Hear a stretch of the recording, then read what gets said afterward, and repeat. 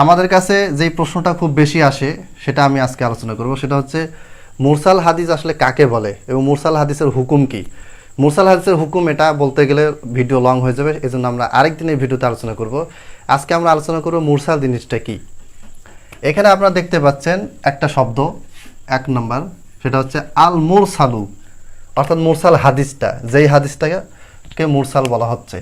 মুরসাল কি জিনিস? ইরসাল করা, আল ইরসালু, ইরসাল করা, এটাকে আমরা ছেড়ে দেওয়া, অর্থ শাব্দিক অর্থ হলো ছেড়ে দেওয়া।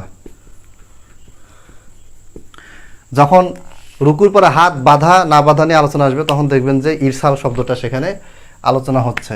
আচ্ছা, 3 নাম্বার হচ্ছে আল মুরসিল, অর্থাৎ মুরসাল হাদিস বর্ণনাকারী। এটা হচ্ছে কর্তাবাচক শব্দ, আর এটা হচ্ছে কর্মবাচক। আচ্ছা, এখন এই শব্দগুলি আপনারা দেখলেন, আমি খুব সহজভাবে বলবো, এত সহজভাবে বলবো যে আপনাদের কাছে বিশ্বাসই হবে না যে এত দ্রুত কীভাবে বিষয়গুলি বোঝা যায়। আসলে এগুলি সহজই। আমরা যেটা করি সেটা হচ্ছে মানে বড় বড় বই রাখি সিলেবাসে, ওস্তাদ শুধু রিডিং পড়ে যায়, ছাত্র মুখস্থ করে পরীক্ষা দেয়, যার কারণে পড়া হচ্ছে, সময় ব্যয় করা হচ্ছে, মেধা নষ্ট করা হচ্ছে, কিন্তু সহজ বিষয়গুলি আমাদের আয়ত্তে হচ্ছে না। তাহলে দেখি আমরা, এটা হচ্ছে একটা সনদ। উদাহরণস্বরূপ এটা আসলে রাবির নাম। আমরা আগেই বলেছি, যারা আগের ভিডিও দেখেছেন, যে এটা একটা স্তর, এটা একটা স্তর, এটা একটা স্তর, এটা একটা স্তর, এটা একটা স্তর, এটাকে বলা হয় তবাকা বা স্তর। এখন সূত্র বিচ্ছিন্ন বা মুনকাতে যে বিচ্ছিন্ন যতগুলি সূত্র রয়েছে, সনদ রয়েছে, তার মধ্যে অন্যতম হচ্ছে মুরসাল হাদিস। মুরসালটা কি? আমরা এই শব্দগুলি দেখেছি, এখন আমরা মুরসালের প্র্যাকটিক্যাল উদাহরণ দেখব। উদাহরণস্বরূপ ইমাম তিরমিজি বর্ণনা করছেন তার ওস্তাদ থেকে, তিনি তার ওস্তাদ থেকে, তিনি তার ওস্তাদ থেকে, এইভাবে করে। এখানে নিচে আরও সনদ আমরা চাইলে বাড়াতে পারি, কোনো অসুবিধা নেই। এখানে যেটা মেইন পয়েন্ট সেটা হচ্ছে, এটা হচ্ছে তাবেই, এটা হচ্ছে আমাদের মেইন পয়েন্ট। তাবেই বর্ণনা করেছেন রাসূল সাল্লাল্লাহু আলাইহি ওয়াসাল্লাম থেকে, আর মাঝখানে সাহাবীকে বাদ দিয়েছেন। অর্থাৎ তাবেই যিনি রাসূল সাল্লাল্লাহু আলাইহি ওয়াসাল্লামের যুগে থাকেননি, তিনি সরাসরি বর্ণনা করতেছে কার থেকে? নবী সাল্লাল্লাহু আলাইহি ওয়াসাল্লাম থেকে। যদি কোনো তাবেই সরাসরি নবী সাল্লাল্লাহু আলাইহি ওয়াসাল্লাম থেকে হাদিস বর্ণনা করেন, তাহলে সেই হাদিসটিকে বলা হয় মুরসাল। আর ওই হাদিসে যে কাজটা করা হয়েছে, সাহাবীকে যে বাদ দেওয়া হয়েছে, এটাকে বলা হয় ইরসাল। আর যিনি তাবেই বর্ণনা করলেন তাকে বলা হচ্ছে আল মুরসিল। তাহলে আমরা বুঝতে পারছি যে একে বলা হয় মুরসাল হাদিস। মুরসাল হাদিস মানে হচ্ছে সেটা যেখানে তাবেই সাহাবীকে বাদ দিয়ে সরাসরি নবী সাল্লাল্লাহু আলাইহি ওয়াসাল্লাম থেকে হাদিস বর্ণনা করেন। মুরসাল হাদিসের সাধারণ হুকুম হচ্ছে এটা দুর্বল বা জয়ীফ, তবে বিভিন্ন কন্ডিশনের ভিত্তিতে এটা সহিহ বা গ্রহণযোগ্য হতে পারে।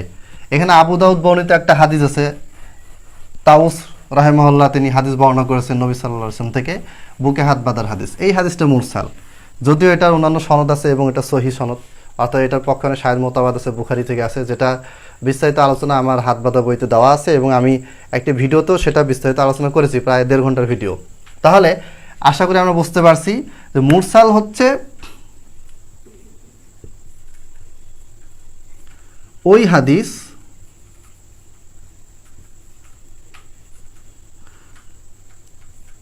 যে হাদিসের সনদে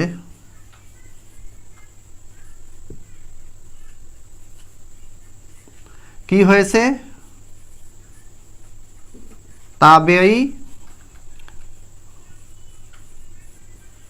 সাহাবীকে বাদ দিয়ে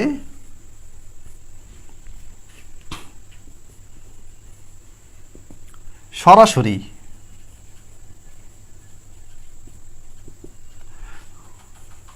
নবী সাল্লাল্লাহু আলাইহি সাল্লাম থেকে। এটা কিন্তু সংক্ষেপে লেখা যাবে না। কোনো পূর্বের কোনো ইমাম এটা নবী সাল্লাল্লাহু আলাইহি ওয়াসাল্লাম সংক্ষেপে লেখেননি। বর্তমান সময় অনেকেই সংক্ষেপে লেখা জায়েজ বলেছেন, সালাফিদের ভিতরেও সংক্ষেপে লেখার প্রবণতা আছে, এটাকে বাদ দিতে হবে। ইমাম ইবনু সালাহ রাহিমাহুল্লাহ কঠোরভাবে এই সংক্ষেপে লেখার বিরুদ্ধে বলেছেন তার আল মুকাদ্দাম ইবনু সালাতে। তো নবী সাল্লাল্লাহু আলাইহি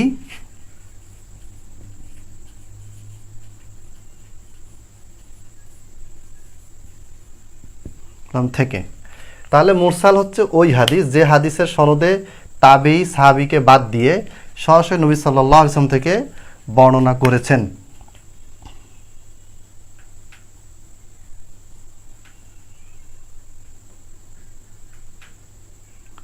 এখানে সমস্যাটা কি? এখানে সমস্যা হচ্ছে যে একটি সূত্র বাদ পড়েছে, একটা স্তর বা একটা তবাকা বাদ পড়ে গেছে, এটা হচ্ছে এখানকার সমস্যা।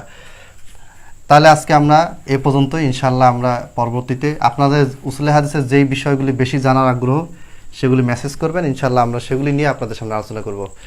ও আখিরু দাওয়ানা আলহামদুলিল্লাহি রাব্বিল আলামিন। আসসালামু আলাইকুম ওয়া রাহমাতুল্লাহ।